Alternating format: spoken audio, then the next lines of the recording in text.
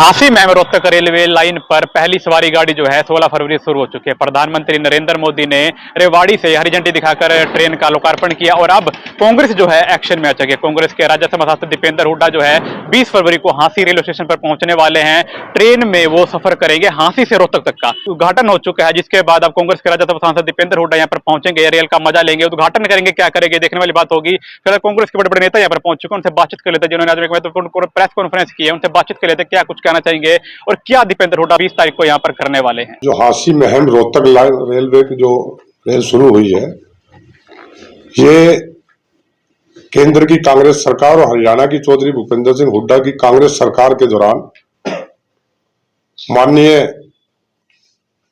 पूर्व केंद्रीय रेल मंत्री आज के हमारे राष्ट्रीय अध्यक्ष खड़गे साहब जी ने और माननीय चौधरी भूपेंद्र सिंह हुड्डा जी व हमारे एमपी श्री दीपेंद्र हुड्डा जी के द्वारा ही इसका शिलान्यास किया गया था। 2011 के अंदर योजना आयोग द्वारा इसकी मंजूरी दी गई थी और 2011 के अंदर ही हरियाणा सरकार ने इसको मंजूरी दी थी और 2012 और 13 के अंदर केंद्रीय रेल बजट के अंदर इसको मंजूरी दे करके 358 करोड़ रुपए केंद्रीय सरकार ने स्वीकृत किए थे। उसके बाद इसको ठंडे बस्ते में डाल दिया बीजेपी की सरकार ने। माननीय दीपेंद्र हुड्डा जी ने लोकसभा में भी और राज्यसभा में भी और हांसी के अंदर भी धरना प्रदर्शन करके पुरजोर मांग उठाई थी सभी कांग्रेस नेताओं को इकट्ठा करके, कार्यकर्ताओं को इकट्ठा करके कि इस परियोजना को हमने शुरू किया था और इस परियोजना को अतिशीघ्र दोबारा शुरू किया जाए, क्योंकि इसका एक 358 करोड़ का बजट भी पास हो चुका था। तो 2015 के अंदर माननीय मुख्यमंत्री जी ने ये कहा कि वो फाइल ही गुम हो गई है। जैसे ये एमपी दीपेंद्र हुड्डा जी को पता लगा कि ये फाइल ही गुम कर दी सरकार ने, तो माननीय दीपेंद्र हुड्डा जी ने फौरी तौर पर तुरंत इसका डाक द्वारा मुख्यमंत्री जी को वो फाइल दोबारा उपलब्ध कराई गई और पूरा संघर्ष किया कि इस रेल लाइन जो हमारे टाइम की शुरू की गई है और हमारे इलाके की ये जीवन रेखा है, इसको शुरू किया जाए और बहुत ताकत लगा करके, बहुत संघर्ष करके इसको दोबारा शुरू किया गया। लेकिन ये परियोजना बहुत जल्दी पूरी होने वाली थी अगर कांग्रेस की सरकार होती तो, लेकिन इस सरकार ने 11 साल का इतना लंबा टाइम लगा दिया, जिसको बहुत पैसे का नुकसान भी हुआ और इसका बजट भी 31% बढ़ाना पड़ा। तो आज हमें इस बात की तो खुशी है कि हुड्डा साहब के टाइम में और कांग्रेस सरकार में और एमपी साहब के टाइम में उनके संघर्ष को, जैसे उन्होंने संघर्ष किया था, उसको रेल लाइन को पूरा हो गया और वो रेल लाइन शुरू हो गई और वो रेल शुरू हो गई। तो इस बात की तो हम खुशी भी जाहिर करते हैं। और परसों 20 तारीख को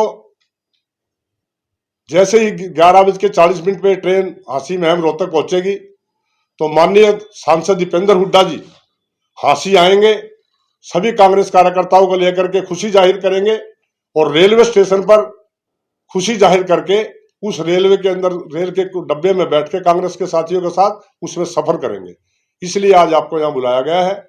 देखो, ये इसमें कोई दो राय नहीं है कि कांग्रेस की सरकार केंद्र में थी, हरियाणा में हुड्डा साहब की सरकार के दौरान ही ये रेल लाइन का विस्तार हुआ था और 358 की किस्त भी जारी कर दी गई थी। तो आप मानते हैं कि कहीं ना कहीं बीजेपी इस बात का क्रेडिट ले रही है? नहीं, बीजेपी क्रेडिट तो देखो उसके बाद कार्य तो उन्होंने किया, लेकिन मैं ये कहता हूँ 11 साल का इतना टाइम लगा दिया जो कि 2 साल और 3 साल में पूरा होना था। शर्मा जी, शमशेर खरकड़ा ने ये कहा, कहता भी मैंने फाइल चलाई थी, इन्होंने कुछ नहीं किया, ये तो ऐसे ही जो है ना कई पत्थर रख के चले गए थे, ना बजट अलॉट हुआ था ना कुछ और हुआ था।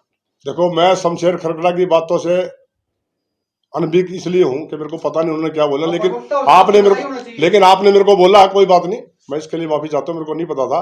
लेकिन इस बात को तो पूरा हरियाणा जानता है कि माननीय खड़गे साहब रेल मंत्री थे और हांसी के अंदर ही इसका नींव पत्थर रखा गया था। आप भी वहां मौजूद थे, मैं भी उस टाइम नगर परिषद में चेयरमैन प्रतिनिधि था और आज के जो विधायक है उस टाइम वो कांग्रेस के विधायक थे, वो भी वहां मौजूद थे, वो भी बता देंगे कि इसका नींव का पत्थर किसने रखा था। और मैं आपको विस्तार से मैंने बताया कि 2011 में योजना आयोग से मंजूरी मिली, 2011 में हरियाणा सरकार से मंजूरी मिली, 12 और 13 के अंदर रेल बजट के अंदर इसका 358 करोड़ रुपए की किस्त भी जारी की गई और 15 के अंदर ये फाइल गुम भी हो गई और दोबारा एमपी साहब ने ये फाइल उनको उपलब्ध भी कराई। सुमन जी, विधायक जी ने ये तो मान रहे हैं कि कांग्रेस के शासन में इसका नींव पत्थर रखा गया था, साथ में वो ये भी कह रहे हैं इसके ऊपर कांग्रेस के शासन में एक ईंट भी नहीं लगी। देखो आज विधायक जी कुछ भी कहे, उस टाइम तो विधायक जी हुड्डा साहब के गुणगान गा रहे थे और अंदर बैठ के 4 आदमी आज भी गाते हैं। वो कहते हैं ऐसी सरकार तो होनी ही नहीं। अंदर की रिपोर्ट पूरी ले रहे हो? रखनी पड़ती है जी, विपक्ष में तो रखेंगे। कौन कौन कर रहा है जी? सुरेश भाई भाई उधर है, आपके आवाज ही नहीं है। क्या बोले, दोबारा बोलो। मेरे को गुण कौन गा रहा है जी? अंदर के गुण हुड्डा साहब के तो हरियाणा साहब भी गुण गा रहे हैं, बोला कांग्रेस की सारा हुड्डा साहब की सरकार जैसी सरकार नहीं होनी। आज के वक्त भी गा रहे हैं। आप ऐसे पूछ के पुरानी बात कर रहे देखो, हो। आप पूछ के देखो उनसे। नहीं तो आपको कोई उम्मीद है क्या, मतलब कोई उनको भाई आपकी पार्टी को मजबूत कर सकते हैं? नहीं, उन्होंने 1-2 बार पहले बोला भी है कि वो सरकार में काम बहुत हुए। आज चाहे वो अपनी परिभाषा बदल जाए, आज वो बीजेपी के विधायक हैं, लेकिन खुद उन्होंने कहा कि ऐसी सरकार नहीं होनी, हुड्डा साहब जैसी सरकार नहीं होनी। मलिक साहब कितना फायदा होगा इस रेल से चलने से? देखिए, फायदा तो बहुत सारी लाखों की हमारी जो जनता है उसको फायदा होगा, टाइम बचेगा और पैसा बचेगा। और बहुत अच्छी ये परियोजना थी जो कांग्रेस के टाइम में जो ना पास हुई, मगर इसको किसी तरीके से डिले करके ये अपना क्रेडिट जो लेना चाह रहे हैं, ये हरियाणा की सारी जनता को, खासकर विशेषकर जो रोहतक से लेके यहाँ तक की हमारी जो जनता है उसको जो ना, देखो मुआवजा भी बहुत अच्छा मिला किसानों को, और हमारी जो ये सफ़र है भिवानी होके आती थी, ये सफ़र भी बहुत छोटा हो गया, तो हमारी पब्लिक को बहुत ज़्यादा इसका फायदा मिलेगा। तो बीजेपी कह रही है जी हम लेके आए रेल, पूरा पैसा हमने दिया, किसानों की जो जमीन एक्वायर हुई है वो हमने दिया, कांग्रेस ने कुछ नहीं किया। देखिए, सुमन भाई ने पहले बताया आपको कब शुरुआत हुई, कब पैसा अलाट हुआ। अगर वो फाइल खो देते हैं, डिले करते हैं, तो वो तो आप भी समझते हैं, पत्रकार हैं, एक एक बात को समझते हैं। क्रेडिट वो लेना चाहते हैं, मगर सच्चाई तो यही है कि ये कांग्रेस के टाइम में ही सारा कुछ शुरुआत हुई थी।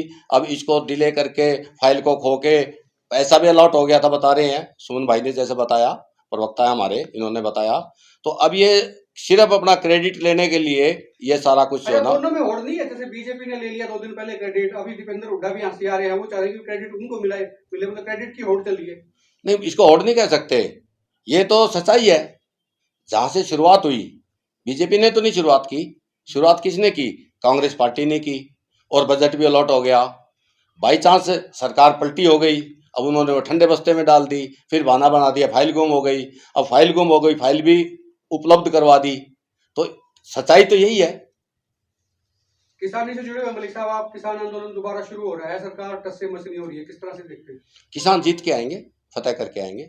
किसानों की जो मांग है सारी माननी पड़ेगी, केंद्र सरकार को सारी माननी पड़ेगी, नहीं तो वहां से खाली हाथ नहीं आएंगे अब। और एक बात और बता दूं, केवल आश्वासन पे नहीं आएंगे, चाहे वो अध्यादेश के जरिए लाएं, चाहे स्पेशल सदन जो ना की बैठक बुलाएं, ये वहां से कानून पास करवा के ही बाहर आएंगे। 2 ही रास्ते होते हैं, या तो अध्यादेश लेके आए या फिर विशेष अधिवेशन हो, तो ये करना पड़ेगा केंद्र सरकार चुनाव को। भी नजदीक आ रहा है, किसी भी समय घोषणा हो सकती है, तो आपको नहीं लगता कि चुनाव घोषित हो जाएंगे तो इनको वापिस आना पड़ेगा या प्रेशर बनेगा इन पे? नहीं, चुनाव का किसान का क्या मतलब है? वो तो सरकार का काम है, वो तो पार्टियों का काम है। किसान तो कहीं भी जा सकता है, कहीं भी बैठ सकता है। हमारा आंदोलन जो है ना किसानों का, वो जारी रहेगा जब तक हमारे अधिकार नहीं मिल जाते। अपना सामान MRP पर नहीं, डिस्काउंट पर लो। और हिसार में डिस्काउंट कहां मिल रहा है ये जानो SaleTrending.com पर। विजिट SaleTrending.com, पहले कंपेयर करो फिर शॉप करो।